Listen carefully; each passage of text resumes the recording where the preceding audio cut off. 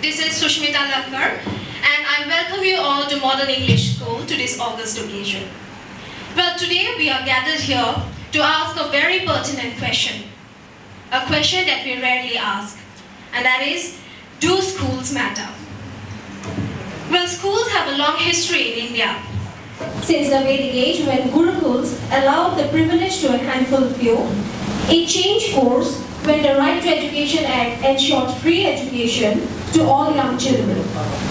Since 2009, school education got a new lease of life. Well, school is believed to be the first stage of a person's socialization. A child, not just born, learn the art of mixing up with people of same age. They also acquire knowledge and wisdom and learn to work together in groups. These traits help the young individual to open up to the world around him. The education system today has changed as well. The system of parent learning gave way to a more holistic growth of the child. Lessons today invite the curiosity of a child, and the syllabus gives scope for a free-spirited discovery of the mind, synthesizing knowledge and wisdom. But is everything as rosy?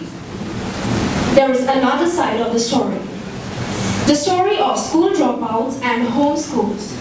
The tradition of homeschools was started for various inadequacies of the public schools in the West. The tradition is sometimes followed in India too. The alarming rate of school dropouts and low attendance is a plague that has afflicted India's education scenario. Mere enrollment does not translate into attendance. Added to it, technology is a new teacher in the block. But amidst all this, the real question lies, how much can a school contribute in the life of a child who holds the promise of our future?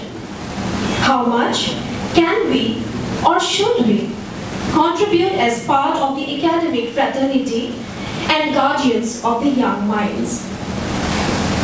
This and many more ideas, thoughts and discussions will be deliberated in a much-awaited seminar today.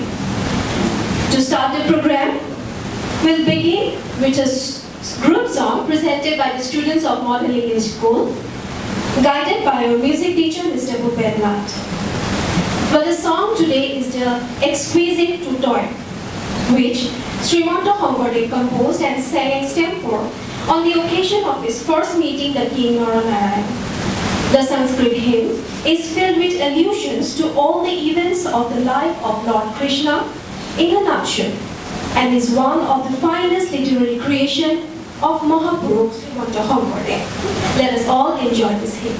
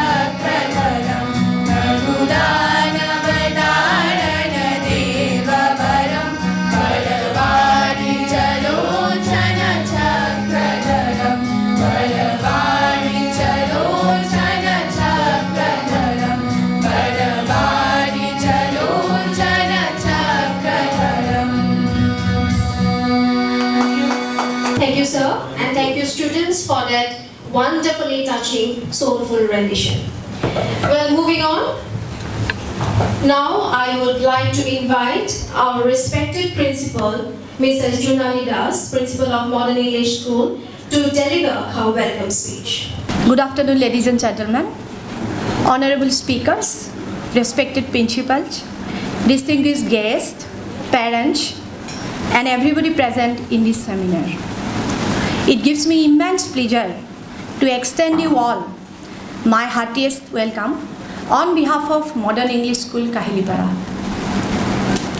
We are very much grateful to Professor Kathan Shukla and Professor Niharika Bora from IIM Ahmedabad, Mr. Sandikam Hajorika, ex-chairman Board of Secondary Education, Assam, Mr. S.V. Ravikumar Yadavelli from Hyderabad, Mr. Rohan Joshi from Bangalore, Father Joseph Thalekat from Assam Don Bosco University, and our very own Mr. Sanjeev Das, the Regional Officer Guwahati, who will be arriving soon, of Central Board of Secondary Education, who have accepted our invitation to convene this seminar on Do Schools Matter in Our Children's Path Towards Excellence.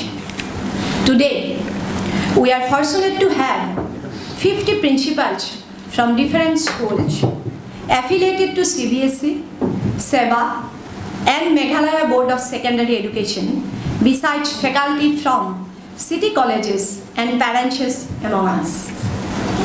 The function of school is to promote intellectual, aesthetic, and moral development and support the transmission of culture. School's core business is to design engaging work for students that calls on them to complete intellectually demanding tasks and leading them in successful completion of tasks. Our school learning organization, we say school is about learning, but by and large, schooling has traditionally been about people memorizing a lot of stuff that they don't care too much about, and whole approach is quite fragmented. How can I teach history to think like a historian, and or a science student to think like a scientist, when this history and science student have forgotten their dates and formulas and are working as hotel managers or entrepreneurs? It will be their thinking skill that will be true and untarnishable legacy of their education. The characteristics of modern world, such as job mobility, knowledge explosion, and the pace of change within jobs, all require students to have adaptable cognitive skill rather than mastery of a narrow set of knowledge and skills. Most informed opinion now considers that what happens in the learning, that is process, is the way we teach, is as important as its product, that is what we teach. Therefore, I think we need to reflect and analyze what are we and how are we doing. Once again, my heartiest welcome to all of you, and hope that today's evening will be rewarding for all of us. Thank you very much. Thank you, ma'am, for your valuable words. Well, now we will move on to the felicitation program. Before going ahead, I would like to introduce our esteemed panelists for today's seminar. We have with us here Professor Kathan Shukla. He is faculty of IIM Ahmedabad. He is a PhD in Educational Research, Statistics and Evaluation from the University of Virginia, USA, and an M.Ed in Educational Psychology, University of Houston, Texas, USA. His academic affiliation includes Assistant Professor, Ravi J. Mathai Center for Educational Innovation, IIM Ahmedabad, from August 2016 to present. And he's also a postdoctoral fellow, Department of Human Services, Curry School of Education in the University of Virginia. I would like to request the students to kindly felicitate Professor Kathan Shukla. Next is Mr. Hantikam Hazarika, an alumnus of BITS Pilani and a 1971 batch alumnus of IIM Ahmedabad. In 1988, he joined as the founder director Assam Institute of Management that was started as an autonomous institute by the Assam government. He was the chairman of the Board of Secondary Education Assam between 2011 and 2013. He has also worked as a member of Pay Commission and has worked in designing curriculum of universities for commerce, engineering and management courses. We have with us Father Joseph Telekat, Director Wellness Center and Campus Minister, Assam Don Bosco University, Guwahati. Father Joseph Telekat has been working in the field of education in the northeast of India for more than 40 years now. He did his MAP and MA Psychology Counseling from Loyola University, Chicago, USA. He has played a pivotal role in the development of excellent schools across the Northeast. We also have with us Mr. S.V. Ravikumar Yadavili. Mr. Yadavili is an electronics and telecommunications engineer from Andhra University and a management graduate from IIM Ahmedabad. He was instrumental in setting up a prototype in Gujarat to teach rural children via call centers called Vidya Tarang while he was doing his MBA.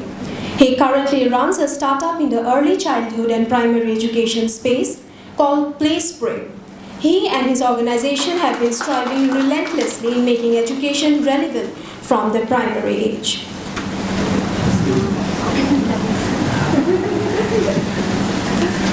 We have with us Mr. Rohan Joshi, who will act as the moderator of today's seminar. Mr. Rohan has over 10 years of diverse academic and operational experience in education, skill development and public policy in South Asia.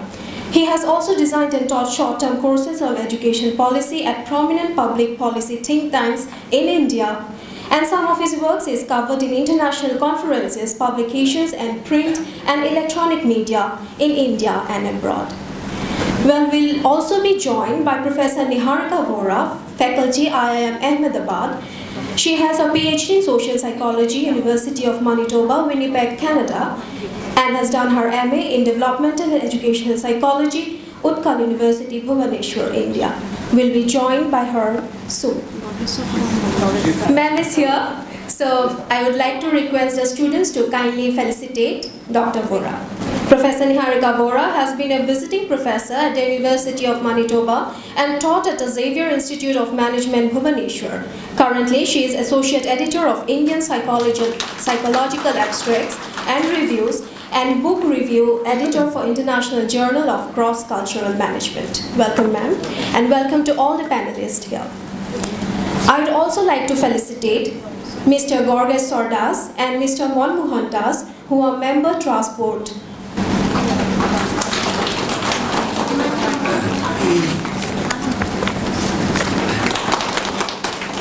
Well, next is, I would like to request our respected director, sir, Mr. Pongos Das, to kindly come up and give an overview of the seminar. Respected speakers of today's seminar,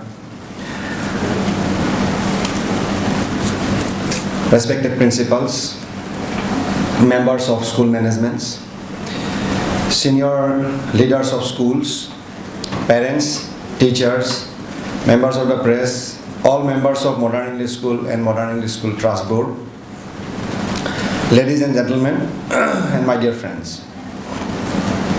Today I take this opportunity to share with you why we thought about the theme about which we shall discuss today. When we talk about are schools really necessary, sometimes it seems like a paradox that we who are running schools, how does this thought come to our mind that we talk about whether schools are necessary? Are we really not serious about our profession? Actually, this thought came to me because of so many things about which I personally felt. And actually I asked my mother when I was in school, when I was a teenager, that why am I actually going to school? And my mother told me, all ladies were there. This is the place where I grew up. My aunties and my neighbors and all the ladies were there. And none of them had passed metric. All had studied up to 8, 9 maybe. And they said that you need to do a job. Well, I said I'm never going to do a job. We grew up during the Assam agitation days, and somehow I had this stupid ideas about, social thing. So I said I'm never going to do a job. So why should I study? And I said, no, you need to study to know more, to lead a good life. I said, well, you all failed in metric. You never passed. None of you passed. Are you not leading a good life? They said, well, Rod, I'll tell your father. Well, that stopped me, that shut me up, because I did not have the courage to ask my parents. But really, today, this mobile, if you see this mobile, the gentleman here with the glasses, he is doing a live streaming through his mobile. Now, you just need a connection. And we have today Khan Academy. We have lots of things, massive online open courses. We have National Institute of Open Schooling. And if we think today that it's all about academics, it's about the games that is played in school, and the art education that we provide, singing, dancing, and all sorts of aesthetic things, and peer learning. Well, then I think these things are very well done without schools. We have seen, personally, all of us have seen, today in the world there are lots of children who don't go to schools, they learn from home, and they are doing very well. For games, they go to stadium, they go to different specialist coaches. So these are the places. Or for dance, they have lots of music classes, dance classes. So then why do we exist? What do we do that cannot be done from home, from such special classes, special service providers, that we need to exist? Because if we do not ask this of ourselves, then we would be wiped away. Today we are talking about lots of things, like whether we should tax robots, whether there should be universal basic income. These pilot projects are going on. The world richest people, they get together and think what would be the, if we really lose all these jobs, what will happen? But none of us know. For example, when I was asked in the late 90s, when mobile telephony came in, my friends asked me, and I, like a wise person, told that mobile will not work in India. It costs too much. Pager will work. I actually told my friends that pager will work. He was asking whether he should get a mobile. I said, no, don't buy a mobile. It will not work in India. I read an article that Amitabh Bachchan, one day a call came to him and he saw the number. He did not pick up because he would have to pay money even for receiving phone calls. So he went up and called the guy from a landline. But then it is so wrong. We never guessed that when more people would buy mobiles, use mobiles, the price would fall to such an extent. We have the lowest charges in the whole world. In the US, even now they have to pay to receive calls. However, we do not know, because of the change of the situations, what will happen. We may think we know many things, but just as this example, I was completely, absolutely wrong. And today, mobile has helped in such a manner that it has become such a handy tool. There is Wikipedia, there is Encyclopedia Britannica. You just pay some money to Encyclopedia Britannica, and the whole school is given usernames and password, which we have done from their home, from tablets, from mobiles. They can actually see verified documents. Wikipedia is not verified, but Encyclopedia Britannica is, from where the encyclopedia is. from where judges even sometimes quote. So children have all these things. So the very precept that we will disseminate knowledge, that is no longer true. So what is true? We do not know. Frankly speaking, I have no idea absolutely. I mean, what is going to happen to a child? Some parents are here. My daughter is in KG2. After 50 years, when they will retire, after 20-25 years when they will join the workforce, we simply do not know. 20 years was when? 97, 17, 92. 1992. And so much, the world has changed so much, absolutely changed at all. I mean, completely changed. We did not have enough, I mean, no money was required. Where would you spend 1,000 rupees, you know? Now you go to a coffee shop, you pay 110 rupees. So we don't know, we really absolutely do not know. So we need to ask this thing, what are we doing? What are we doing in schools? Are we living a wasted life? When I worked in NGOs, then I felt, I mean, what am I doing here? I don't matter at all. I was so frustrated.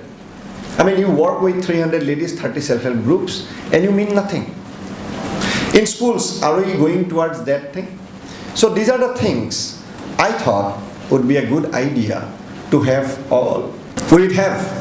It's not that we do not have commitment. Anybody who has run a school as one of the school management, my dear Shukla sir, he once told, if anybody has run a school, then we know what he has gone through. Yesterday the ACUs were not working. The one that we brought, it was making terrible noise. The sound guys told, no, it will not work.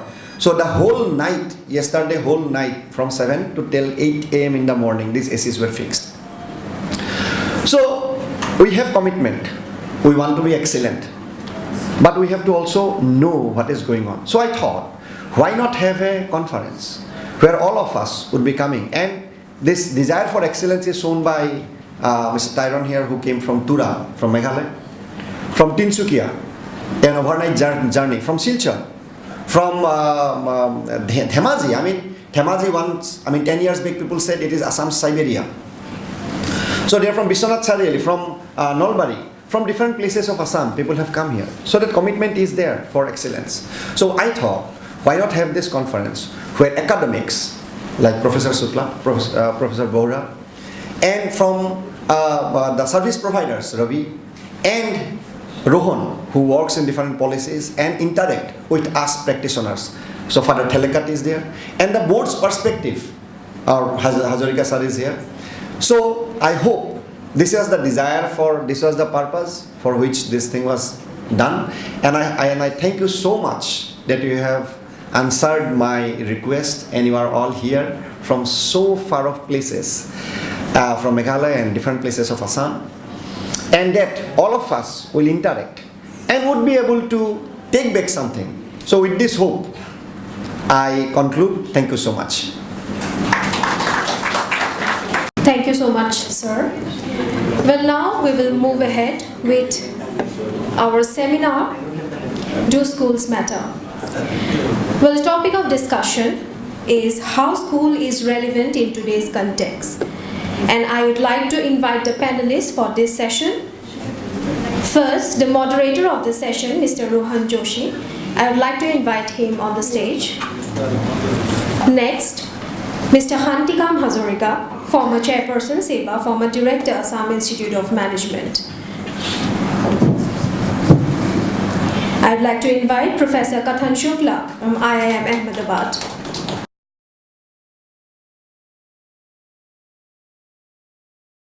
So as we, on a Sunday afternoon, we discuss whether schools matter or not, I think your participation here definitely matters.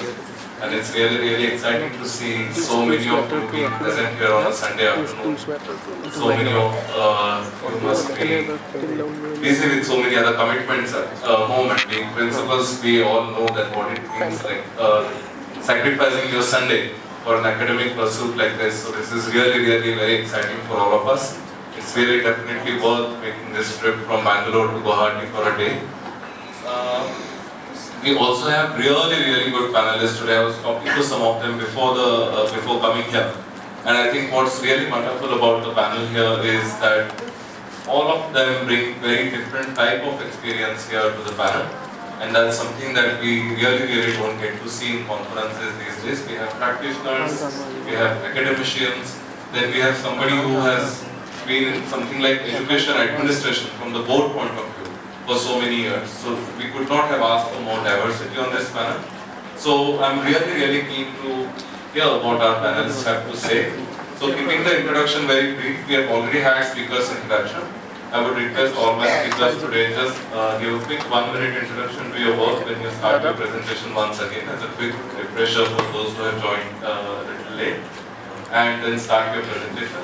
The way we will go about it is Professor Kathan Shukla has a presentation to make, so he will present his ideas through a PowerPoint presentation.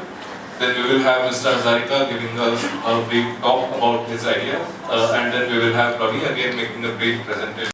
I do want to hear your ideas as well, because I think as practitioners who are dealing with education day in, day out for so many years, I think you all will also have great ideas, some good questions. So I do want you to also express your thoughts and bring up your questions to the panelists after the panel discussion. So the way we will go about it is, I think after each of the talks, we will open the house for like 5 minutes for you all to raise your questions. If you have any detailed thoughts or comments, right after this panel, we have about a 20 minutes tea break. So I would request you to reach out to individual panelists to discuss your ideas. When we open up for discussion, please raise your questions so that everybody gets to talk and everybody gets to hear your thoughts as well. Okay, without wasting further time, I am going to open the panel discussion now. We are going to start with Professor Kathan Shukla. Let's see what we have to say about how schools are relevant in today's context. I think Professor Shukla will start with his talk. Good afternoon, everyone. As you know, I am Kathan Shukla. Currently, I am working as an assistant professor at Ravi J. Mathai Center for Educational Innovation at IIM Ahmedabad. I joined recently. Earlier, I was at the University of Virginia. I worked there as an educational researcher, as well as I finished my PhD from there itself. My area of work is school climate. Specifically, I work on social emotional factors within schools, and today, of course, I will be talking within that domain. So, and this session is going to be quite interacting, okay? So, you also need to be involved, so it's not just going to be one-way lecture, alright? So, and the format is also a bit different because I'll be talking about 3 different characters, okay, and their story. So,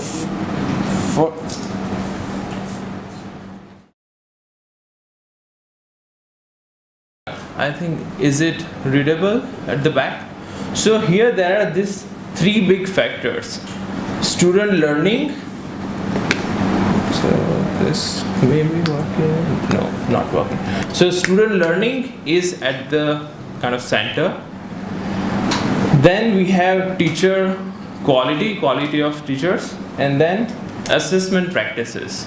So within student learning methods, we kind of the overall pattern that we see when students say that they are studying, what are they doing? Let's say studying for some sort of exam or some sort of test, okay?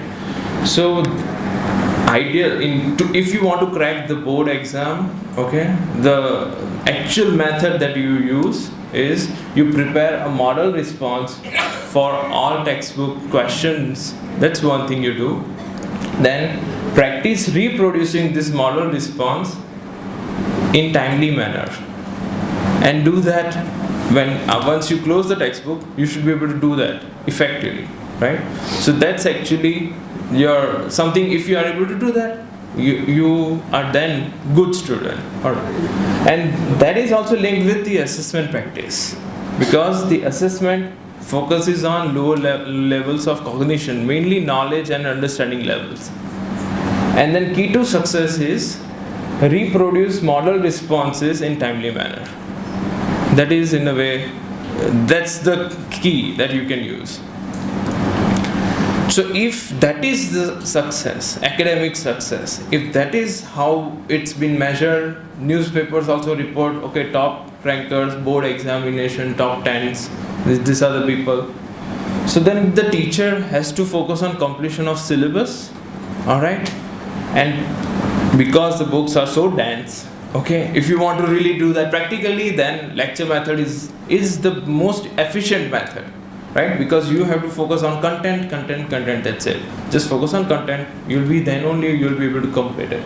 So focus on then, and then encourage memorization, because okay, if student is able to understand, that's better, but if you are not able to do that, still at least memorize this, at least last 5 papers or last 5-year question papers, just memorize the answer, the model responses.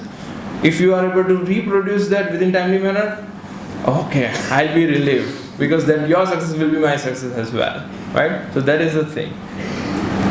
And then parents also are part of it, right? So parents also actually try to push their children for this sort of reproduction of text in timely manner. They provide all the support system for them.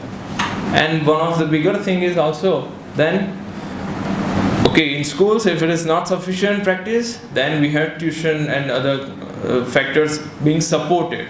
All right. So now we are actually focusing on this ecological system that we have created collectively. All right. So, and in private tutoring, what exactly is happening? Conceptual clarity for 10 minutes, then you focus on drill and practice. Drill, practice, drill, practice, drill, practice. The more you can do, the better students are prepared. That's the idea. Alright. So actually that is what the role of private tutoring and coaching centers, that is the role that they have. And then within teacher quality, of course, teachers, we can talk about pre-service training and in-service training, the lack of, we all know the status of B.Ed programs in India. And then if we then go deeper into the working conditions of teachers, I'm not talking about some of the elite private schools, I'm talking about across India, especially in government schools, we see this, in low-fee private schools, we see this. Every day 6 lectures, 7 lectures, or just half an hour of free time, like constant talking. Okay, listening can be difficult, but this constant talking can be even more difficult, right? So this is the working condition, and then there is no sort of tenure track. So once you take up this job, maybe you remain within this job forever, right? Principals come in the picture, the district comes into the picture, the state administration also comes into the picture. Now the scenario is getting interesting, mainly because these state administrators, they actually do this at least very at the micro level. Management also is done through the state administrators. For example, hiring, firing people in schools, development of curriculum, designing curriculum, coming up with board exams, and then question paper preparation, everything is done at central level. So the district level administrator job is to just work as an extended hand and just make sure things are getting implemented correctly the way the state wants, right? So that's what they do. And the principal's job is actually to follow their instructions. Whatever the state wants and the district wants, you have to comply with that. So principals focus on that, and then how they can push their workforce, teachers, in order to achieve these objectives, right? So that is why instead of focusing on teaching and learning, the exercise becomes like, okay, if state wants something, district has to support that, principal has to support districts, teachers have to support principal, then students, they have to actually just do nothing. So that's how the entire system is currently flipped. And success in current scenario is actually reproducing text in timely manner.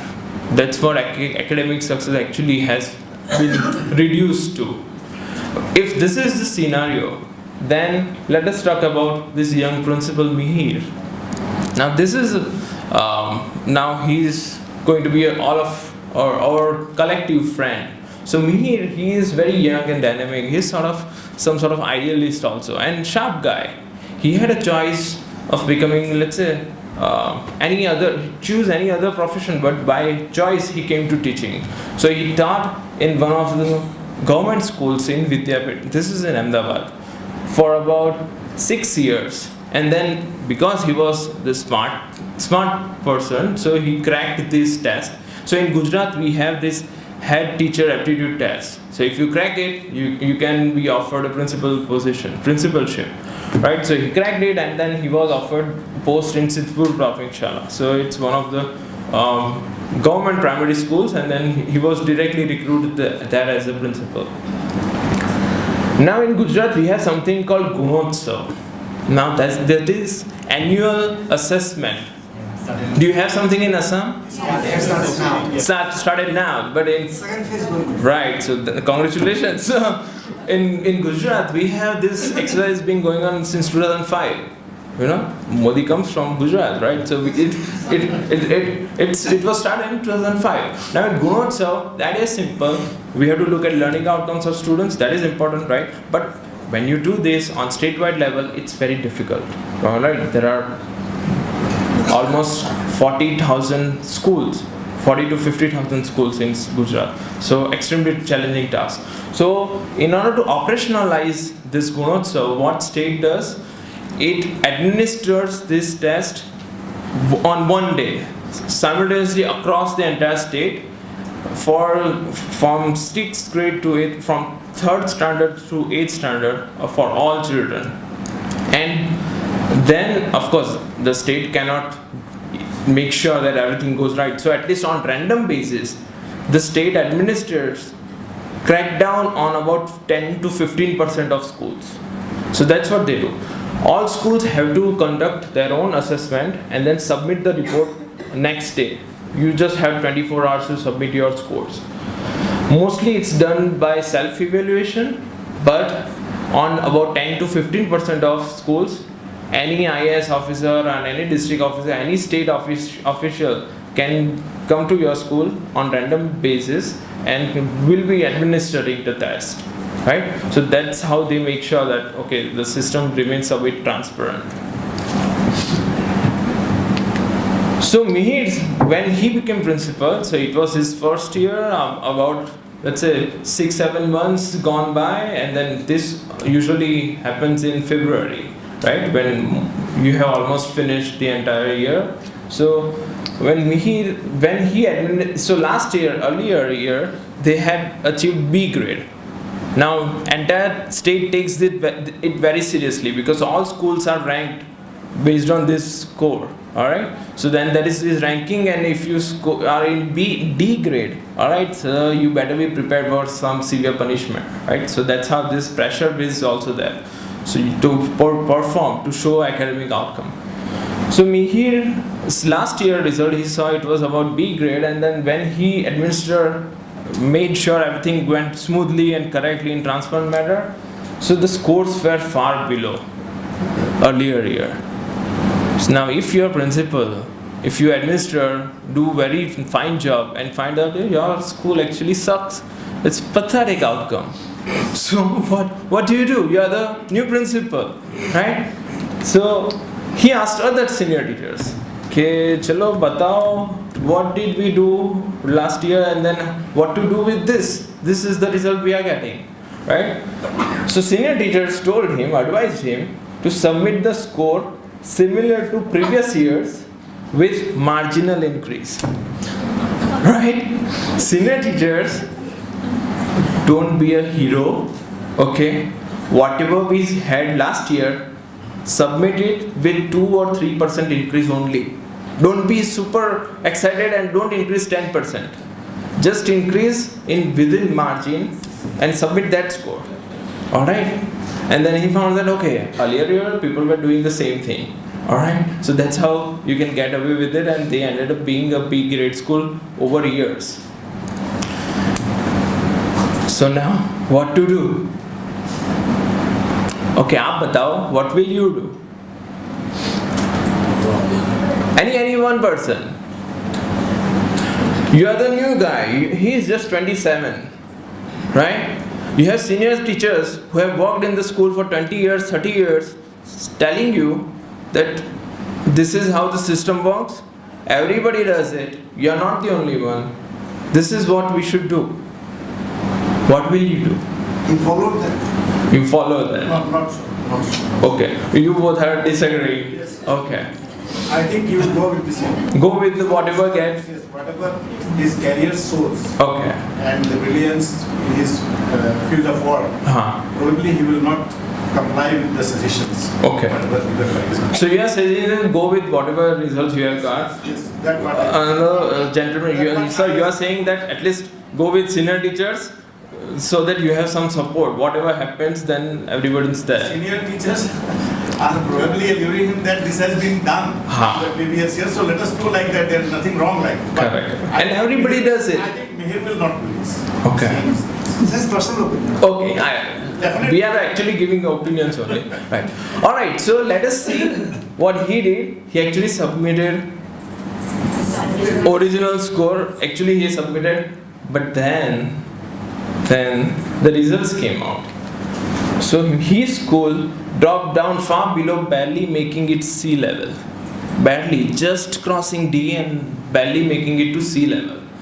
Now state administration also has some job. Okay, this was around in 2011 or something. In 2012 we had state elections. Okay, so that is not a good time to become hero, right? So randomly now Mihir's fate, it happened that he was chosen as the one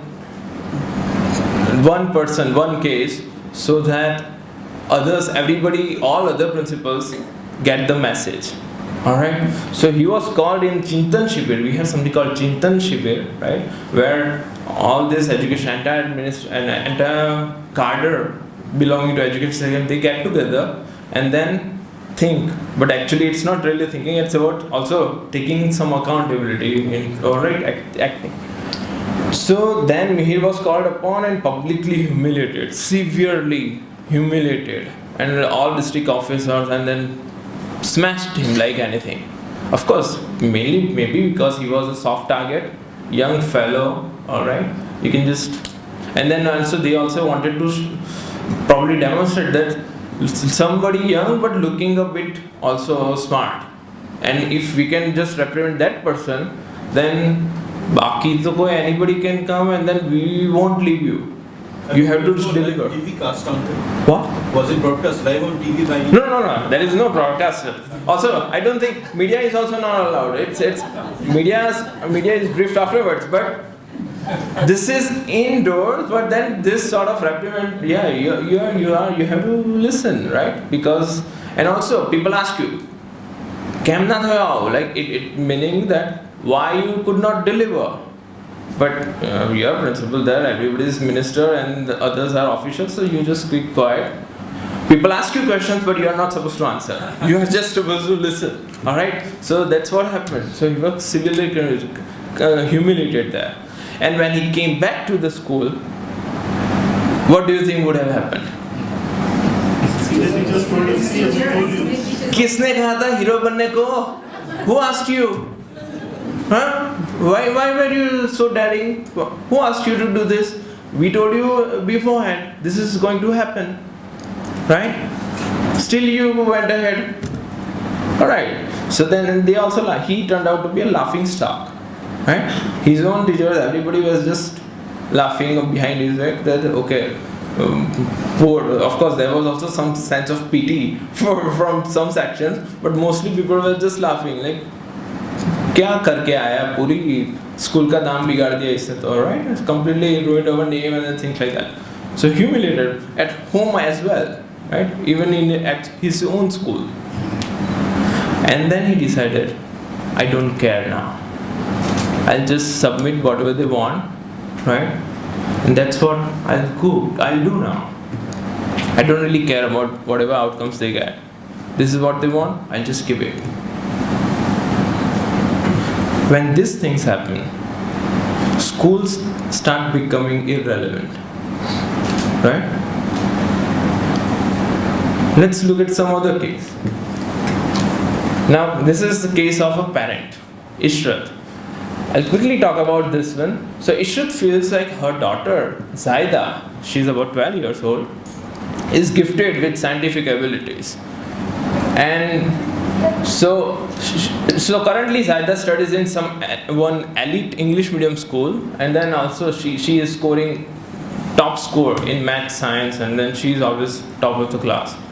So, but Ishrat is not really satisfied. She thinks, so the mother thinks that Zaida is doing fine, but every good student in any other school would also be doing the same. And then, but I want her to become a world-class scientist. Now that is what the mother wants. So getting, let's say, straight A's, no, I'm not satisfied with it. Any other school, you go to another school, there is a topper there. Alright? So I'm not satisfied with. And then, so the mother wants to put her daughter into different activities related to math and science. However, she feels that Zaida is not getting enough time, she doesn't have time, mainly because of her long hours of school. Because of her school, she is not getting enough time. And she is seriously considering homeschooling Zaida. Alright, and let us see the schedule of Zaida, what it's like. So currently, as of now, this is Zaida's schedule, much tighter than my personal schedule, right? So let's see. Of course, has lunch in the school, and then around 2 she returns home. 2:30, 3:30 some nap time, right? From 4 to, of course, then some light snacks, and then 5 to 6, 1 hour of math or science tuition. After that, some music or some sports activity, and then dinner. And 8 to 10 or 11, it can also go to 12, homework and finishing studying for the next day. About 3 hours of homework, that's normal, right? That's normal. So this is the schedule the 12-year-old has. And the mother wants this child to become world-class scientist. But where is the time? My daughter does not have time. So what to do? Then again, for her, even this elite English medium private school became irrelevant. No matter what, I don't really want. Instead of that, I'll take my daughter to other science related, I'll find excellent science math teachers, call up them at home, instead of just 1 hour of, and within this tuition, it's actually, when I asked what she was studying, she was at this point studying in a 7th, but at home she was studying 8th standard math and science, right? 1 year in advance. And then so the mother Ishrat feels that instead of that, now she's thinking of starting some sort of, let's say, experimentation, taking her to museums, and then there is also science center that we have, so making permanent member, and then taking her child to everywhere else, so that some sort of scientific thinking can be developed, exposure can be widened, things like that. But then in this case again, the school started becoming as an obstacle and then becoming irrelevant for the mother. Now let's see a case of Chirag, around 14-year-old student's side. So his father is a non-working alcoholic, right? Doesn't work entire day. He just stays at home, or else in the Nukkad we have you guys have something called Chauraha, and the crossroads there are some panwalas around. So he just sits there, gossips around with his other friends, also non-working fellows, right? So absolutely no contribution to the child or the family. Chirag's mother works as a cook, all right? So here actually we are talking about less privileged family. So economically they have severe hardships.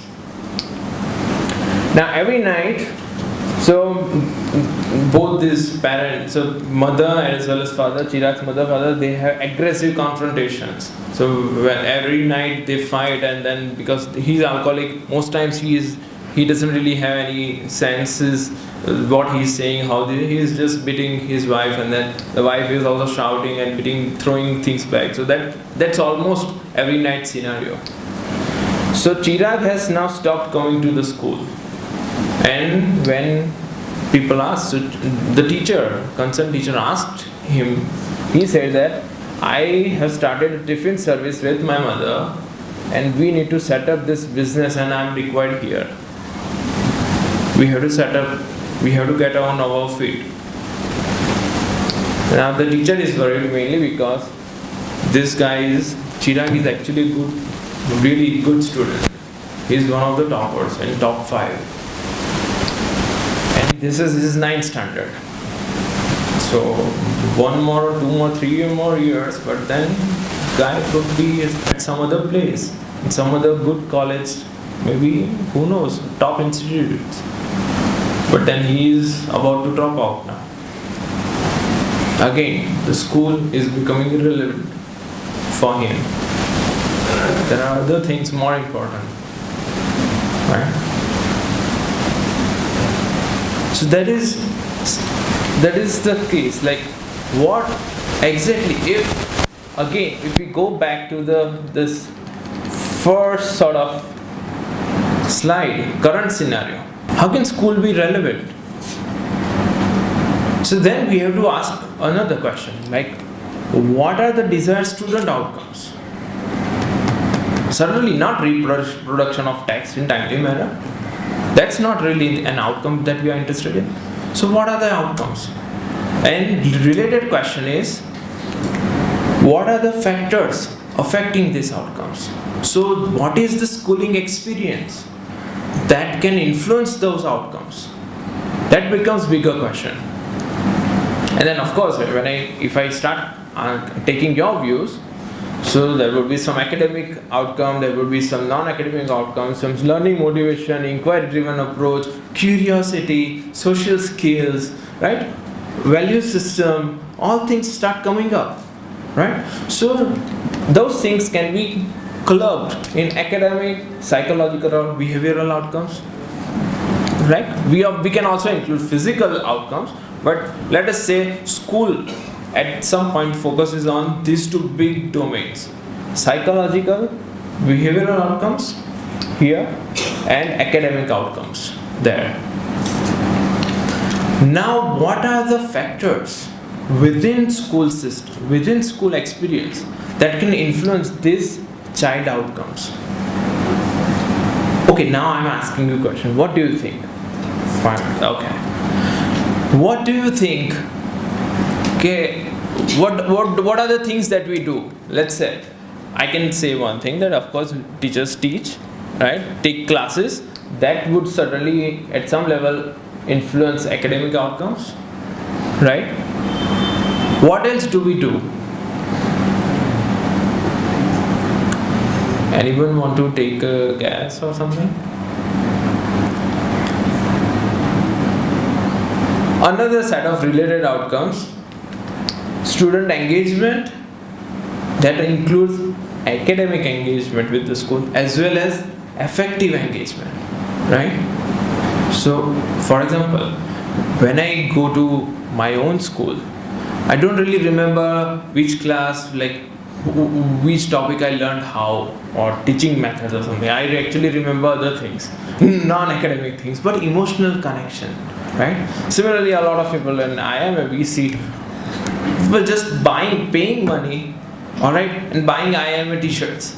IIM doesn't give money to people to wear t-shirts.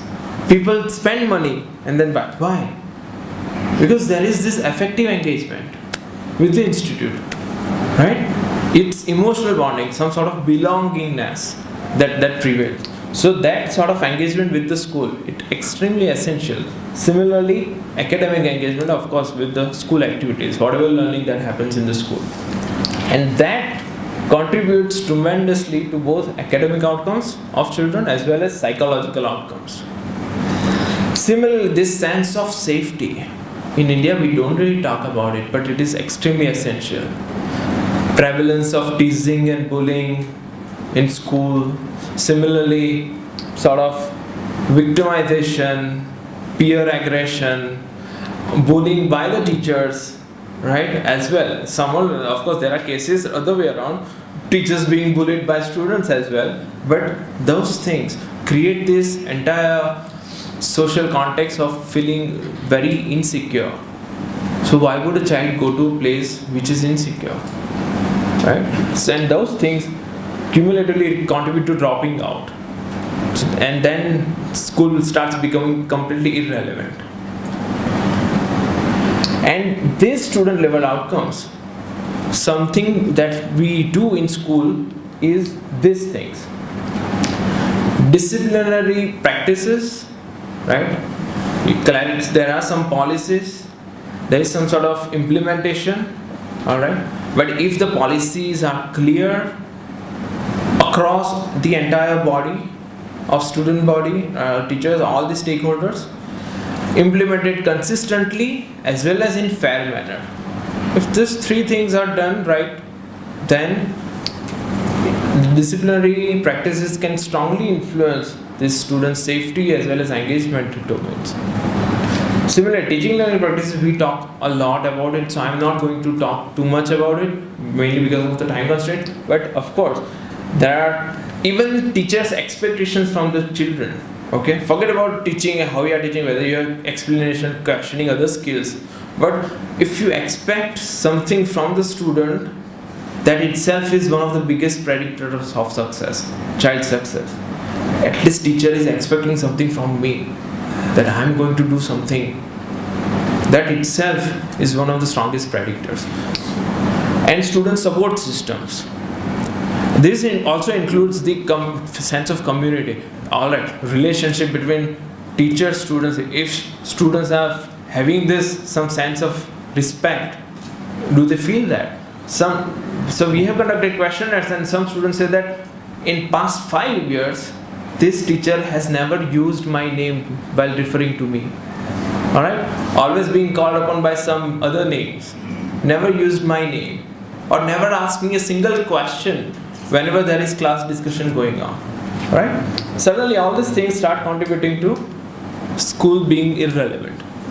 So that's why things are very important, and something we can do something about is also schools management and administration, because they have direct control over these three big domains. Right? I'll quickly round off just a couple of minutes. Alright. What is the relations BW teachers? Between. So relations between teachers, students, teachers and teachers also. Students know that, okay, what is the relation that this teacher has with the other teacher, right? So it's society, they all know. And then if one teacher is good with me, I'm going to leverage that relationship in order to give something back to the teacher that I don't like, right? Students know that, they do it all the time, right? अरे वो teacher ने तो ऐसा कहा था, आपने क्यों ऐसा कहा? Right? They do this. Why? Because you don't talk to each other.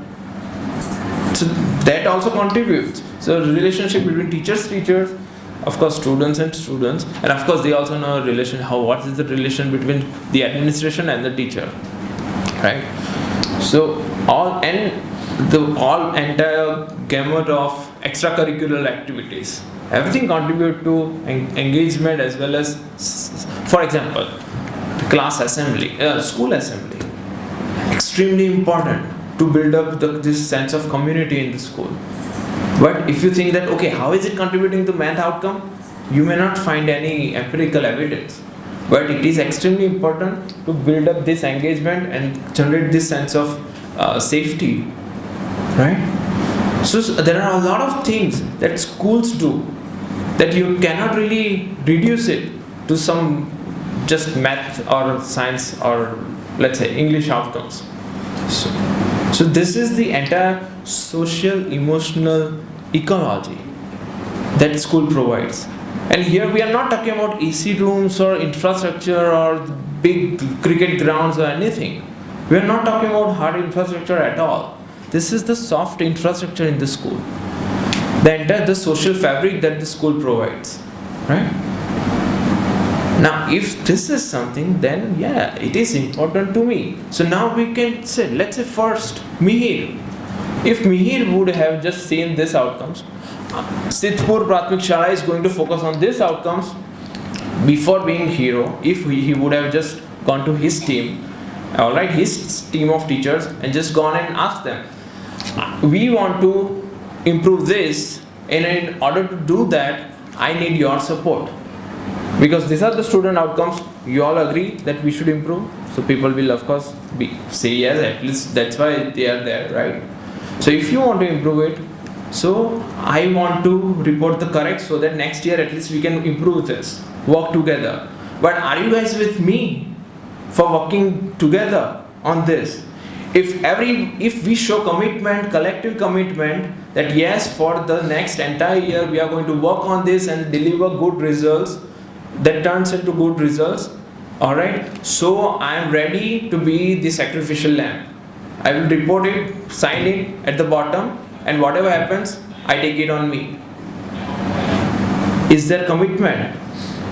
Now, if your principal asks you this, then if you are the teacher, would you say yes or no?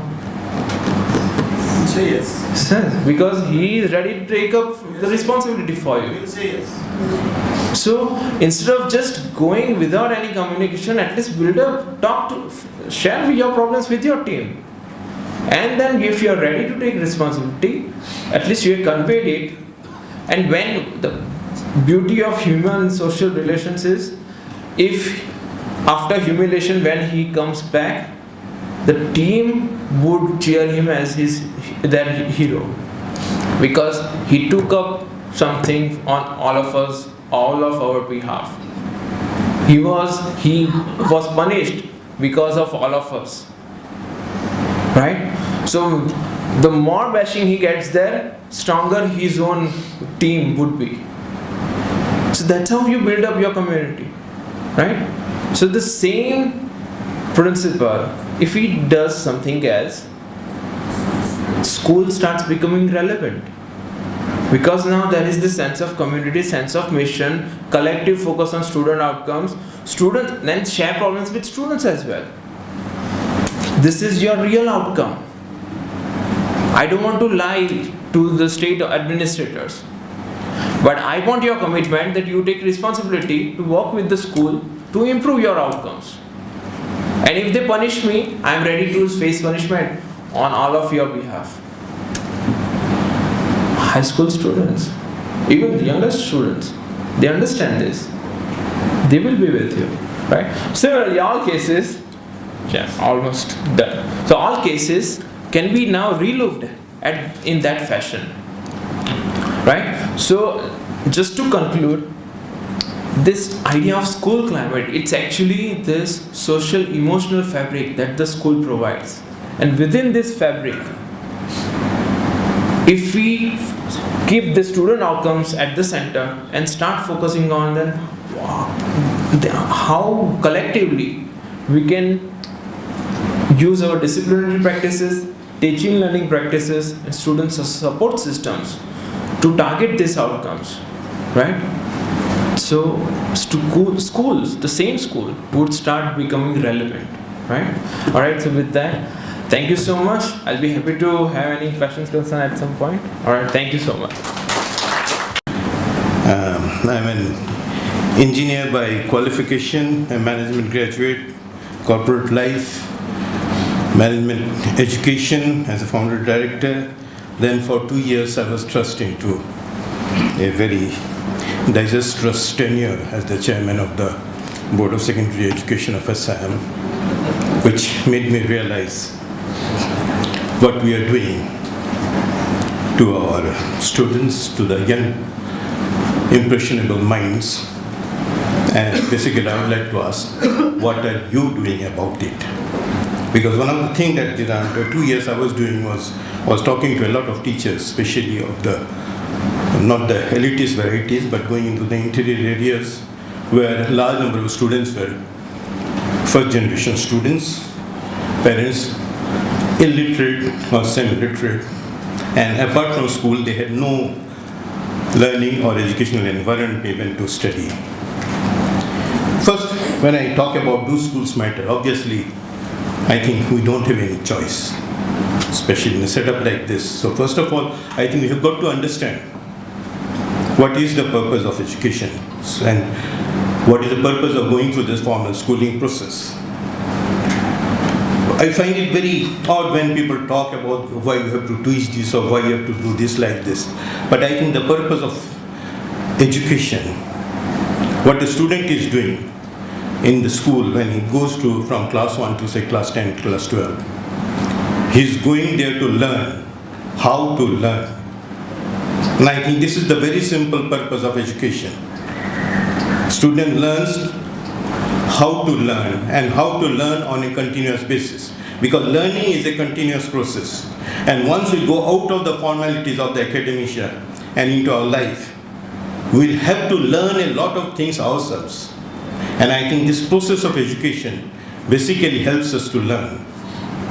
That's why what I learned in class 7, that I studied Sanskrit in class 8, 9 and 10, is immaterial to me. I don't question why I was taught Sanskrit, because I think that was part of that process. Because this is a process, I think education, especially the formal schooling system, is a formal way of molding somebody so that ultimately he becomes an effective, a constructive member of the society. And I think that is the purpose of education. Now, whenever we speak about this, why we have started questioning do schools matters or various the issues that have arisen, I think is mainly because this is what we have unfortunately converted the school education to. And I think that is the question we have got to really take very, very seriously. We have talked about the state of, I think there couldn't have been a better exposition than what has been done by my previous speaker in terms of what is happening in the name of education. And this is something where I'm sure, whether you like it or not, it's a bitter pill, but you are all contributing to this generation that is gone. And I don't know, in the name of, I felt that, because I'm not an educationist, that somehow or other we made education into a science. We have gone into so many things, and when I go through these NCERT books and the National Curriculum Framework, I feel it is filled with so much of irrelevant things, where the purpose should be that how do we mold these young impressionable minds so that they learn the proper things in life, so that they become effective citizens. But I don't know what we are going to do. For example, I find that in SEBA, we used to teach economics to class 9 students. And economics, it's a part of the social science paper, it had 10% marks. Now, no village school is going to have an economics teacher to teach that 10% of marks. So I asked them, what do you do? They said, no, we only teach the other portion. We leave, our students leave that 10% marks, it doesn't matter. I called all those persons, who are making the syllabus for economics. That can you teach economics to a class 9 student, that too in mother tongue? For example, in economics, there's a term called market. The translation that they've done in the mother tongue is bazaar. Now, our child's concept of bazaar is that bazaar that you have, the weekly haat or things like that. And the concept of market in economics is entirely different. But we are doing it and we are very happy about it. And we never question. That is what I feel, where you have also failed the system. And if somebody today asks the question, why do schools matter? I think you are equally responsible for this. I think I can say it like this, because I've got... But why this has happened, frankly? I definitely put the blame on the people who had thrust me into that unfortunate period of 2 years of my life. You see, for any education system to be meaningful, to be effective, it requires 4 very distinct requirements. First, we must have a proper education administration. Today, I think in Assam, we all know that it is one of the most corrupt of all the government departments. I don't think anybody will deny. And you see the foolishness with which we approach our education. They feel that SEBA is bogus, SEBA is useless, will impose CBSE syllabus on our people, studying in those villages in Karbi Anglong, where they don't even understand the basic things. They will have lessons on Golconda Fort. A student in Assam has not seen a fort in his life. I don't know what he's going to understand out of it. But CBSE is the great thing, It is a panacea to all our education problems. I asked the education minister, you want to impose CBSE syllabus? First of all, why don't you put up the efficiency of CBSE administration into your education department? I'll just give you an example. My wife was a CBSE central school teacher. She retired in February. From March, she is getting her pension. On the first day of the month, I get a SMS from the bank that she is getting her pension. From day one, she is getting her pension. My son's mother-in-law also retired in February from a state school. Her letter is still lying in the inspector of schools office. From here, it has to now go to, I think, the directorate. From there, it has got to, I think, finance. From there, it has got to AG. And I hope that, because my mother was also a government teacher, she didn't get her pension till she died. So until unless we really have a system, so I was feeling so disgusted when the education minister, your Gunotsav evaluation, mind you, in Assam it is done in front of TV and it is broadcast live. That's why I was asking that question. Yes. He had the cheek to do that without knowing that it is his department which fails to appoint principals in more than 50% of the schools in Assam. Most of those poor teachers who were facing him, knowing very well that they can't even answer him. How many of them were actually permanent principals, or how many of them were principal in charges? And I think there is no more miserable teacher in the administration than a principal in charge who has no powers, but is held all the responsibilities. So until we really have an academic administration which is sound, where teachers are appointed without paying bribes, I think this is going to happen. You go to any of these village schools, you see. I went to a school out there was a blackboard, and they have not used it for 15 years because there has been no paint put on that blackboard for the last 15 years, and you can't even write on it. And these schools are surviving, and you want those teachers to deliver results. Number 2, we should have a curriculum which is really sensible, which really makes sense. I've told you one or two instances. But unless we really have a curriculum which really is meaningful to India, what makes me so sad is that we had people like Gandhi, Rabindranath Tagore, Aravinda, Rishi, Vivekananda, who had talked so much about education. What education should have been in a free India. And we very quietly, very easily decided to do what the British have. They have abandoned in their own country, but we are still continuing out here. And then we have converted into a system where only marks matter. I think unless we really have a relook at the curriculum, I think it's going to continue. Then comes the question of training of teachers, the third thing. What is the actual status of teacher training in our country? I find, when the CBSE books were thrust on these teachers, they used to say, we just don't know how to teach the CBSE English textbook. The teacher in the Jokaisuk High School, he was saying that, how do I teach this book? I don't even understand myself. This is happening. You see, I'm sure all of you will agree, many of you must have gone through the system of B.Ed. What a farce B.Ed is. Both my daughters-in-law, by the way, have done the B.Ed because after marriage they thought, kabhi kaam aa jayega. We are accepting it. So until we really train our teachers, we definitely can't. And then the fourth thing is, of course, the infrastructure. And you have seen what is the pitiable state the infrastructure is of most of our schools. So I think until we really work into that the state to which we have brought our education to and what we are going to do about it. I really tried to make an honest effort, and all the opinion leaders, everybody erupted against it. But at least until you really speak about it, that whatever we are imparting to students, is it really worthwhile? Does it make any sense? I think this is going to continue. And people will start raising questions about do schools matter?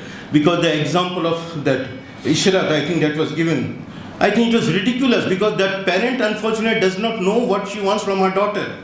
And this is what is happening because our entire education system, you people have made it parent-centric, not student-centric. unless you really get it out of that, I think it's going to be like this only. So I won't like to speak much on it. I thought I would just like to provoke you so that at least you come up with your things, what needs to be done. But look, the state of education, as just shown, has been made like this, not only because of the people sitting out there in the state capitals not knowing what to do and thinking that having a Gunachak Tamasha, will automatically overnight reform our education system. And you teachers and heads of institutes, just your most obedient servant type of a follow-up of what is being told, you are doing. Unless you really question the system of which you are a part, I think this is going to be like this. This is a very good beginning that Mr. Das has made. I hope there's more opportunities like that where you really come out and speak out your mind and say, this is what is to be done. We have had enough. Let's have no more of it anymore. Thank you very much. Now I'm going to invite our last panelist on this panel, Mr. Ravi Kumar. Good evening, everyone. Great to see actually a good crowd and thanks. This school is actually one of the first schools which I visited in Assam, I think 3.5 years back. Nostalgic, good to see a lot of people. I think some of you might remember me, I don't know. I remember all of you. So just before I start, so today, great beginnings with Professor Katan Shukla talking about socioeconomic fabric, then Mr. Hazarika talking about really thought-provoking things as a person who kind of was on the board. My talk today would be more based on the topic of where our kids are going into and how, from that context, how should we see education as schools from the management perspective and also from the learner's perspective. So how the world is evolving and how you need to adapt. That's the topic of evolution and adaptation. So the point is, thanks Professor Katan Shukla for putting up the socio-economic fabric, because that lays the foundation of, so we don't need to talk about it, they has clarified it enough on it. So I'm probably building on top of it. So if I'm missing out on the socio-economic fabric, so I'm actually taking out that part because it's already covered. Just before I talk, while I was talking about the case study, so because I also I'm closely working with around 8,000 kids right now. The generation where we are actually addressing right now, exactly at this moment, the people who are there in the schooling system, it's a very interesting generation. I call it interesting because if you actually, as a management graduate, I draw a 4x4, 2x2 matrix. The generation where let's look at probably my father's generation or the elders who are sitting here, their generation. It was all, as Pankaj sir told, it's more about, studying matriculation is, kind of a benchmark. And the people who came out of that generation also kept that as a benchmark. So people are cool about it. My generation, it's not as aspirational, but, cracking IIT is like the top. But even if you enter Andhra University, you're okay. So it's not like world is falling down or the heavens are falling type attitude which parents have shown. Probably it is because they didn't feel that rush in their life, and they didn't want us also to feel that rush every day. Even though there are exams, my mom always wanted me to go out and play, irrespective of whether there is exam or something else. She didn't care about whatever is happening in academic life. Just live your life, in your childhood. That's always been my mom's dictation. But this generation, it's extremely interesting to watch. This generation where they are unaware about what is happening outside in the next probably 10-15 years. Neither do the students. So previously also the same thing, but there was never the rush. But the increased insecurity, actually all these conferences, why were they not happening previously at this same intensity? I think probably everyone is thinking of the same thing, that look, there was an kind of unstoppable anxiety in every parent's mind in terms of what is going to happen to my kid probably 10-15 years down the line. Even the most technologically advanced jobs, whatever people are doing, I have seen them day in, day out. So it's a very interesting generation. I just want to kind of put that up just before you. Just a small check in the audience. How many are teachers over here? Can you just show a small raise of hands? Okay, fair enough. I'll come to you later. I'll start with a question. The question is, how many of you in the audience, teachers, non-teachers, graduates, or whoever you are, how many of you are scared about technology and the advancements and what it's going to do to our kids probably 10-15 years down the line? Just being scared. How many of you are scared? Yeah. Why should we? So yeah, I mean, so there are some of the people who are scared because of the fact that these people won't get jobs. A very straightforward reason for it. So some of them are scared. So probably it can be true. Probably it may not be true. Nobody knows. But actually, I'm just trying to just depict whatever is visible to us at this point of time. I'll just start with a small video of what is actually happening now. It's not a projection into the future, but it is what the technologies which are happening right now. I'm just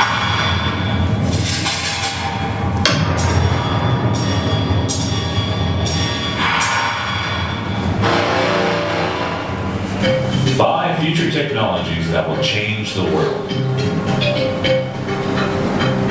Number 5. Powered exoskeletons. According to Stephen Hawking, humans are entering a stage of self-designed evolution, taking the medical technology idea to the next level. Healthy humans will be given the tools to augment themselves. Think of Stephen Hawking and others who suffer from ALS and gradually lose the ability to move their body. Brain-controlled computers, in combination with other technologies, will change all of that.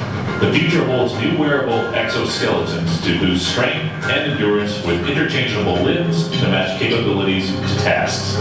Many companies out there are not only trying to assist with the disabled, but to evolve the human race. Number 4. Augmented reality. Wearable technology is the integration of digital technology with clothing. Precursors to this include heart rate monitors and pedometers. The wearable tech scope is broader and involves more functionality. Google is taking it several steps higher with Google Glass. Theoretically, with Google Glass, you are able to view social media feeds, text, Google Maps, as well as navigate with GPS and take photos. Competing products will surely hit the market in the near future with wearable tech, with integrating computing capabilities with wristwatches, like the new Apple Watch, and even in tattoos, ensuring we can be linked up to the internet everywhere we go, and can be getting digital assistance for our daily lives. Number 3, driverless cars. I would have thought that flying cars would be the first candidate to hit reality, but it's the driverless car. Google has made some extraordinary leaps and bounds with the driverless car, where it has, as of April 2014, the Google team announced that their vehicle has now logged nearly 700,000 autonomous miles, about 1.1 million kilometers. Google plans to make these cars available to the public in 2020. Number 2. Artificial intelligence is arguably the most exciting field in robotics. It's certainly the most controversial. Robotics are nowhere near achieving the level of artificial intelligence, but they have made a lot of progress with more limited AI. However, with the exponentially fast technological progression that we've seen in the 21st century, futurists believe that this will become more of a reality by 2030. This could mean that there will finally be a robot made for every household, or it'll mean the invention of Skynet's Terminator. Number 1. The Internet of Things. The Internet of Things is transforming the everyday physical objects that surround us into an ecosystem of information that will enrich our lives. From household automation like the intelligent home, wearable tech like Google Glass, intelligent transportation systems, remote health monitoring, and even completely networked ubiquitous cities. The difference between the online world and the offline will effectively disappear, as continuously connected devices fully disappear into our pockets, clothing, our jewelry, ourselves. We will not think of two different worlds. The Internet of Things will merge the physical and digital worlds and transform our lives quickly over the next decade. Okay. So, I would like to just ask a question in terms of, as humankind, why are we doing this? We understood what, right? We understood what are we doing. But actually, why are we doing it? Any answers? make our life better. Okay. To know more things. To know more Knowledge things. of things. It's only to make our life better and better. That's the thing. Okay. But are we not This is living our according lives to me. better? Maybe others have different views. Have Yeah, sure. control over our surroundings, environment, or anything that is related to us. Okay. Know everything faster and faster. Know things faster. Okay. More creativity. Okay. Right? Being Okay. first for knowing Expanding the horizons of our mind. Okay. Actually, you're connecting one device to the other. Let's take one example of Internet of Things. Internet of Things is basically, let's say this projector is talking to that fan is talking to that light, and everything is talking to the switchboard without your intervention. That's what is happening, right? So, I mean, horizons, I mean, we all have been living for billions of years. So even without this, we can live. Why? Why now and why this? Don't think this like a technological discussion, because this is very much relevant as an educator to ask why. Because if you don't understand the bedrock of why are we already doing this, then there's no point of actually telling. It just lies in the realm of technology to actually answer all the questions related to this. But if you understand about why are we trying to do this, then you can actually direct your children towards this, which is why I'm asking. So rather, I would actually reveal it. So you see the graph over here, is it visible to the back? This is the explosion of population. This is the explosion of population from 1950s till now. And it's going to go exponentially. Now, the results of that population explosion and the services, so there are limited resources, there are consumers. The resources have been okay till now. When the population explosion is happening, you're not scaling up the resources as much. For example, these are the statistics, some of them. There is one for every 1700, close to 1700 people, one doctor for every 1700 people in this country. There are only 50 out of 100 people who own the vehicles over here. And there are hazardous jobs where people operate, where one every 3 days, one person dies in a mining accident every 3 days. This is the quality of life you're talking about. And electricity. One of the major problems we have because of the population explosion. If somebody has visited foreign countries, probably one very stark thing why they are okay and why we are not okay, if at all the comparison comes up, that comparison comes purely because of population explosion and nothing else. Intellect, everything is the same. Even in fact, we go beyond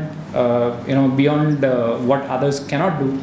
But the only thing is we don't have enough resources for whatever we have to cater to. Now, with these kind of problems, and the problems keep mounting day in, day out, and the kind of resources, for example, MHRD has announced too many IITs and IIMs, good, very good for the country. But still, I don't think there will be many people who will be kind of getting into that, how many ever number of institutes you have. So there need to be a scalable, normalized solution to all this, and that normalized scalable solution turns out to be technology. And these are the problems which I have shown you about electricity, health, the basic necessities required for our survival, and how I would just show you some of the young people or the new technologies, how they are actually solving these problems and what we can take from them. Hi, I'm Scott Novick. I'm David Eagleman, and this is my neuroscience laboratory. So just to kind of give you a brief about what this is called sensory substitution. There are too many people around us. You would see definitely, people who are blind, people who have one sense, one of the sense organs cut off. So this is a technology called sensory substitution, where even if you don't have eyes, you can see. Even if you don't have ears, you can hear. How do you actually do that? That's the technology which these people are talking about. We're changing the way brains read information from the world. There are 50 million people worldwide who have deafness. And right now, the only available technology is the cochlear implant. The challenge with cochlear implants is that they don't always work for everybody. They're expensive, they require an invasive surgery, And if you're born deaf and you get one too late, they don't tend to work very well. With this project, we're hoping to change that. In 1969, a scientist named Paul Bach-y-Rita put people in a dental chair, and there was a video camera, and the video feed fed into the back of the dental chair. So you put a circle in front of the camera, and you feel the circle in your back. And what he found is that blind people were able to come to understand what was in front of the camera by the skin of their lower back. So sensory substitution is the idea of taking information from one sense and feeding it into another sense. So how could this be applied to hearing? Our sensory substitution device is this vest. And the way this vest works is that sound from the environment is taken in through your smartphone. And the smartphone takes care of all the sorts of signal processing that goes on with the audio signal. And sound from the environment gets converted into patterns of vibration on the skin. And the idea is the brain gets the information from the torso and can figure out how to interpret that information. Our device is actually pretty similar to a cochlear implant. At the end of the day, both are actually just sending electrical signals into the brain just through different pathways. So we estimate that our device will cost the consumer less than $2,000. A cochlear implant, on the other hand, has a lower bounded cost of about $40,000. Because of its cost, we can disseminate this solution to people around the world who otherwise couldn't afford surgery. When you first put the vest on, there are patterns of vibration that are difficult to interpret. But through training, one becomes very good at understanding what is being felt on the skin. And after 2 weeks, this should transition into a direct perceptual experience. This sensory substitution project will be the kind of highest throughput example of sensory substitution today. We're really pushing the limits in terms of how much information we can send through the human body. With this project being successful, this will open up the door to a whole new market of really neat sensory devices and ways of feeding cool, atypical information. This understanding of the brain opens new worlds of possibility. This will be a cheap, non-invasive solution they can wear under their clothing, and it will change our concept of sensory perception. We hope you join us on this awesome journey of science. Thank you very much for watching our Kickstarter video. How do you like it? It solves the problem, right? Solves the problem of a blind, solves the problem of a deaf. There's one more, which actually is a very similar example to Indonesia, which is even lesser than what we are. And he's a small mechanic. He loses an arm in an accident or semi-paralyzed, and he develops an arm for himself.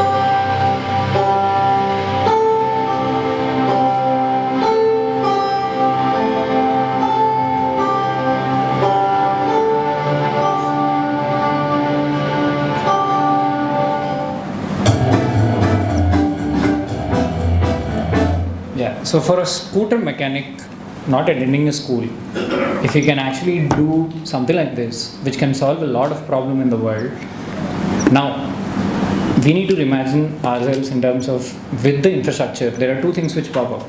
With the infrastructure, what can we do with our kids in the schools?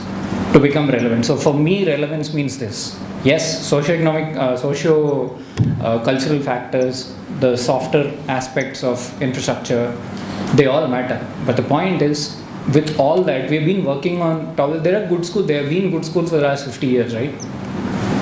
Been good schools. But still unemployment rate has hit, very high. So is that enough, or should you actually move on and try to solve the problems?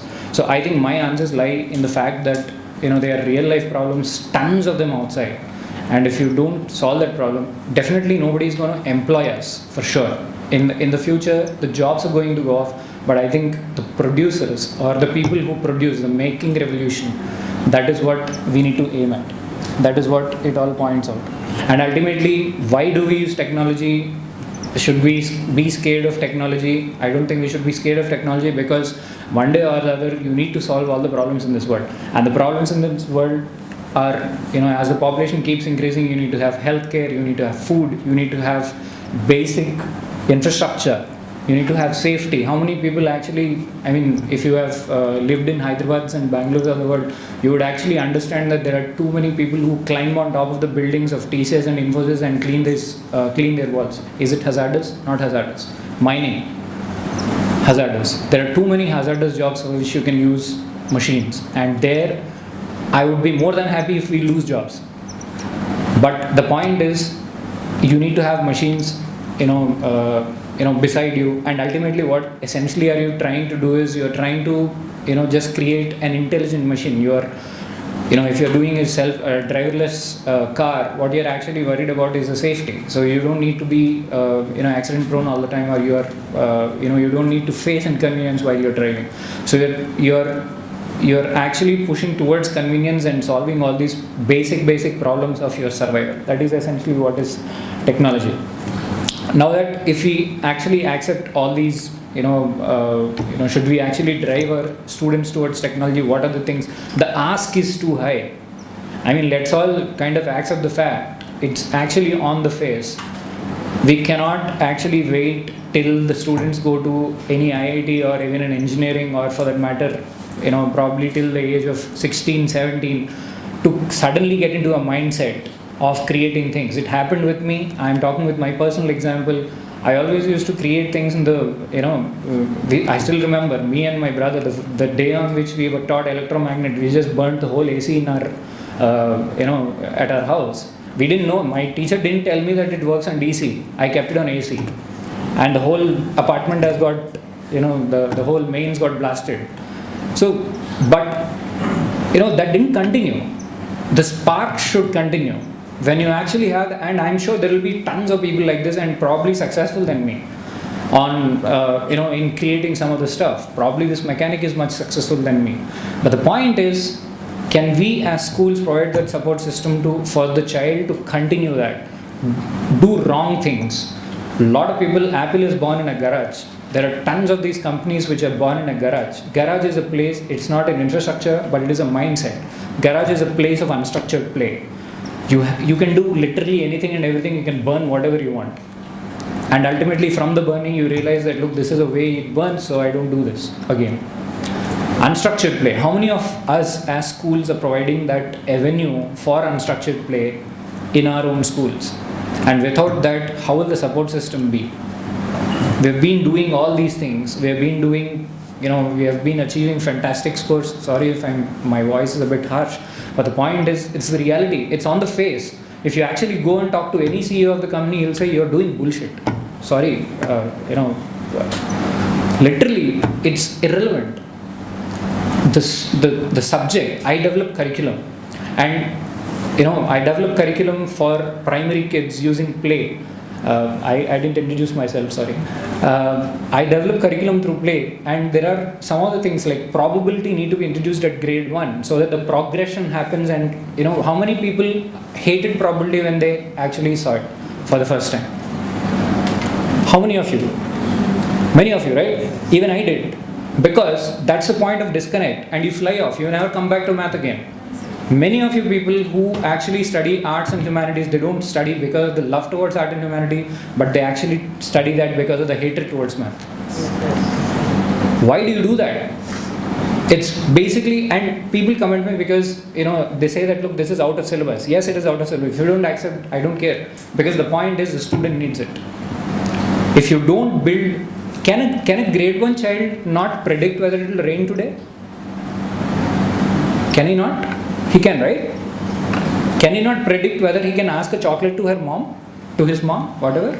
His predictions is starting at grade 1 and you are introducing in grade 6, and the making of things, or the flame inside is burning right from the childhood, and you introduce him at the age of 17, 18. Done. By that time, flame has come into a spark, and after that nothing happens. Your world will still remain the same. There's one saying in Telugu actually, if you keep one movie dialogue in Telugu, if you actually keep passing down the same from one generation to the other, what's the change in this world? There's nothing.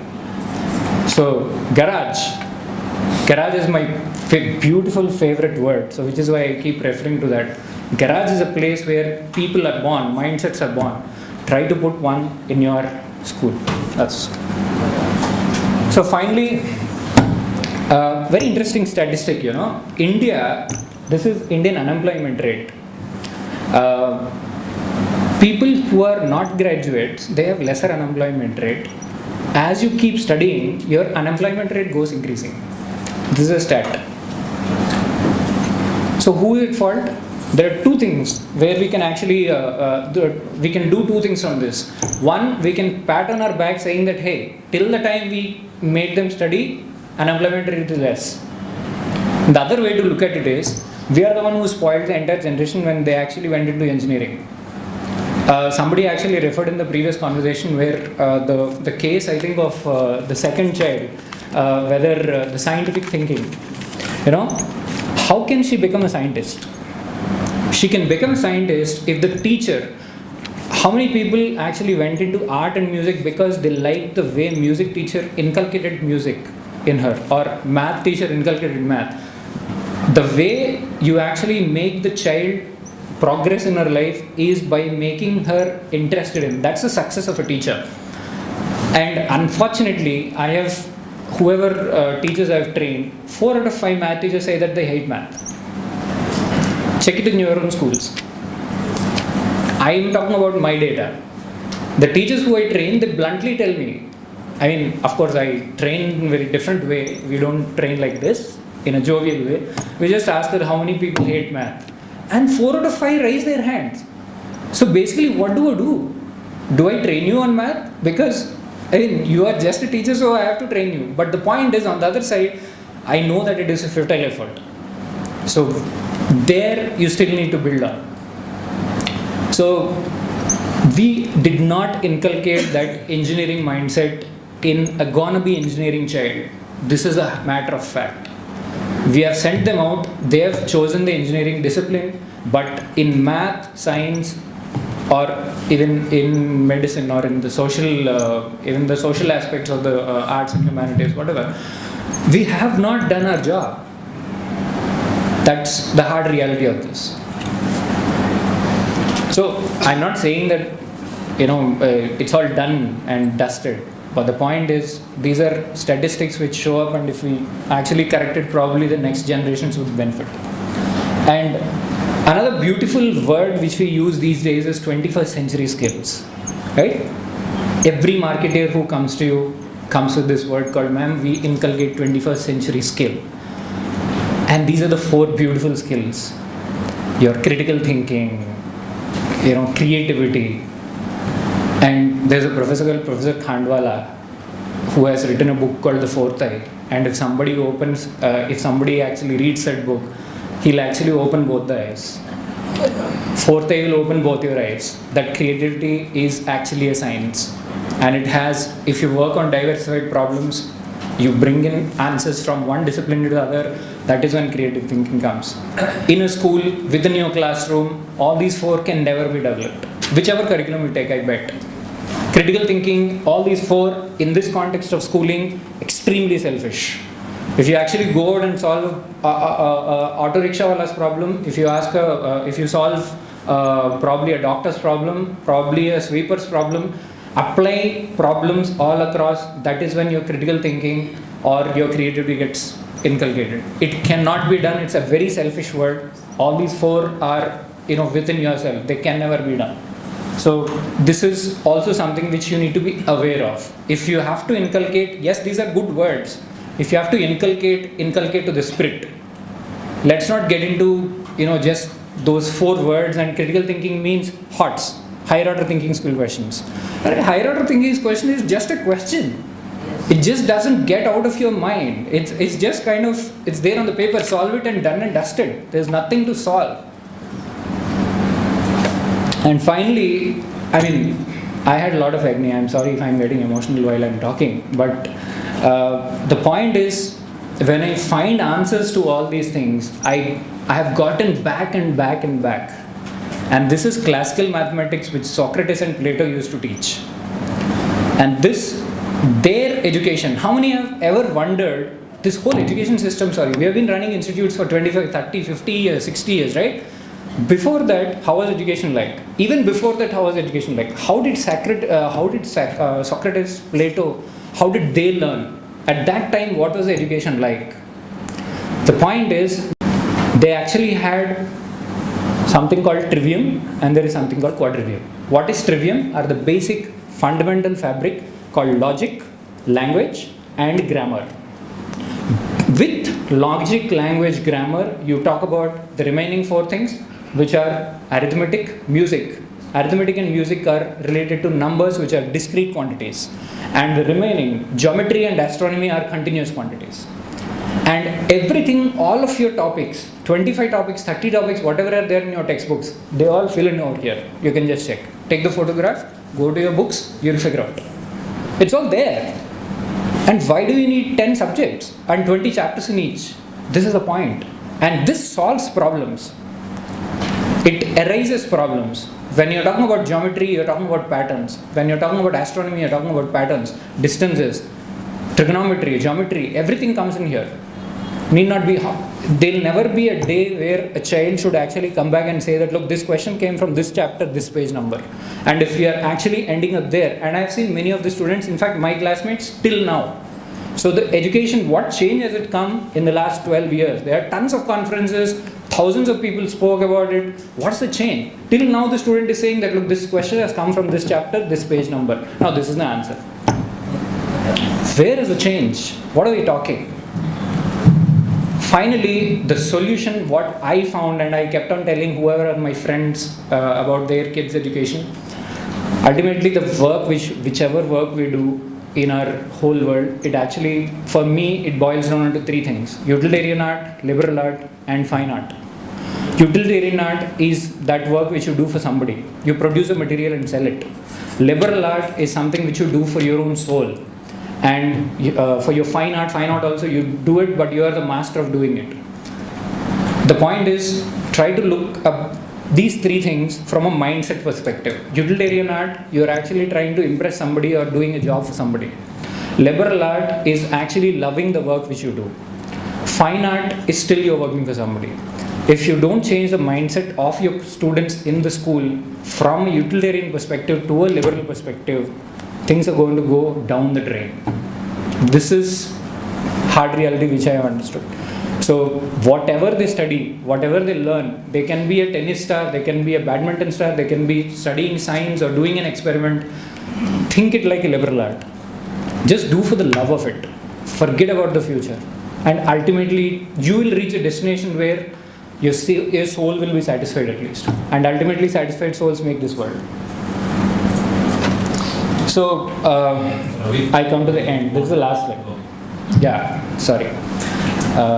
So, the point is, I'm done, but the point is, I just want to make a couple of things probably as a framework.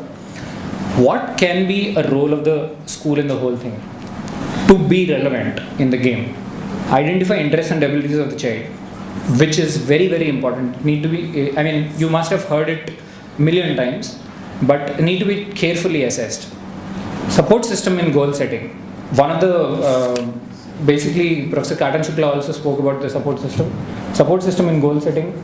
Creating support groups may it be about may it be about arts groups, humanities groups, creating clubs, whatever you want to do. But actually that club should not have, very specific, I know of people who just say that, look, you do this 1-2 things, you are done for the year. No, it should not be limited. The support group should not be limited. The support you provide also should be more, and what they need to do. Maker spaces are very important things. If probably one thing which you have to do immediately, what you can actually do is take some storage room in your school and convert them into a maker space. And all the others, like creating a culture of care and community. Professor Shukla has spoken about it. And this is very important. I think this summarizes whatever I'm saying. Learner, he's not a learner. He's a part of the society which is actually empowering the society. Try to think it in that perspective and your whole education will change. Thank you so much. I'm actually not going to try summarize this. A, because we are running short of time, and B, because I really want some of you to make quick comments or questions if you have. Can you just raise your hands to, at least for me to know how many of you want to make a quick comment? Okay. Yes, sir.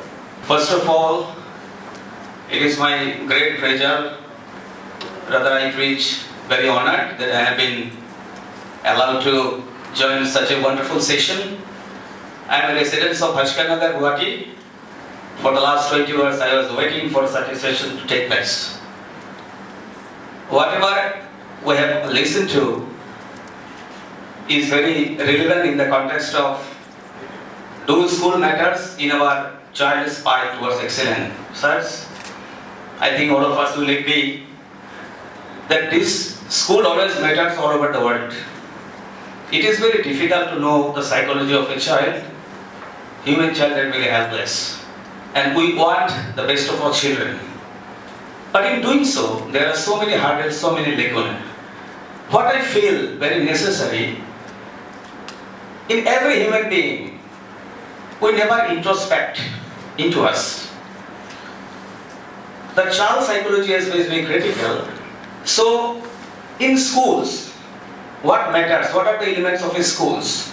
I think it is on the building. It is on the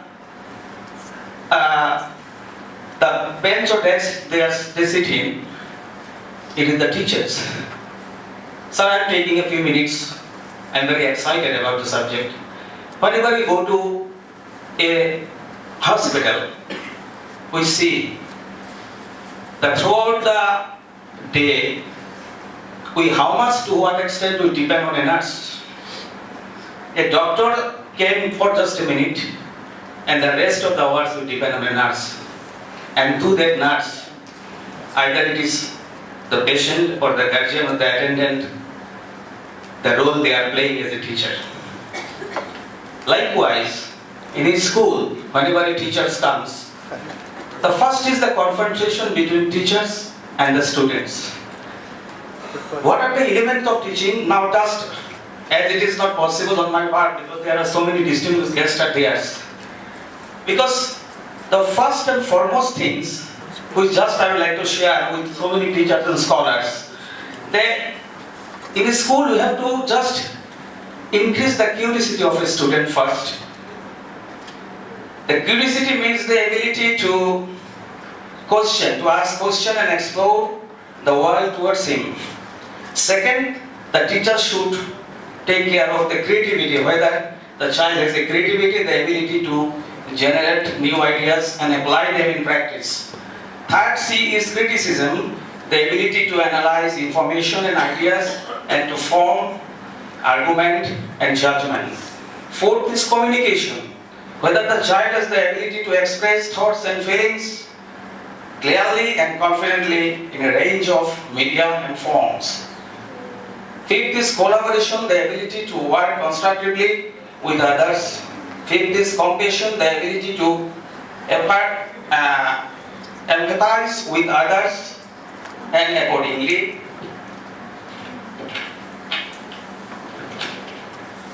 Next is the composure. All of us know the composure. And last is citizenship. So out of these 7 C's, If we, I'm just completing. No. Out of these 7 C's, if the teachers inculcate and generate these ideas into the mind of the students, I think the whole school and the spectrum of school and teachers will be an accomplished one. Thank you very much. Thank you. Next question, sir. The topic of discussion today was, do schools matter? Now, basic aim of education is to equip a young person to find a job. Not in a specialized job, but he can grow up and choose his own profession. Now we know that jobs come and jobs go. That is, professions come and professions go. A small example, the lighthouse operators. In the earlier years, the lighthouses were bereft of electricity, and therefore an operator was necessarily residing in that to switch on and switch off the lamps. Once electricity came into being, the job of a lighthouse keeper vanished. Second example is a meter reader. Now the smart meters have been installed here in Guwahati by NPCL. The meter reader will no longer come along. The readings will be taken at the sub-stations itself. So that is another job gone. Just a few years ago, the postman's job vanished. So jobs will keep vanishing. And in these days of technological revolutions, whereby a product gets, outmoded within 10 years, this was going to happen at a faster rate. So the basic education that a child has to receive at the school level is to make him a jack of all trades, master of none. That is not the aim of school education. He must have the basic foundation to switch to any job in the near future. So, I think if the panelists, in the panelists' opinion, despite the shortcomings in the education system, it all needs a hard look. But the relevance of schools now and in the future can never be underestimated. Thank you. Thank you. Thank you very much for your patient listening. I think it was really good to also hear these couple of comments that we heard, and also I'm very sure that there are many more comments that we can get. So let's use the 10 minutes time to quickly catch up. Thanks all my panelists again for a very engaging talks, and I'm looking forward to the next panel discussion. Thank you.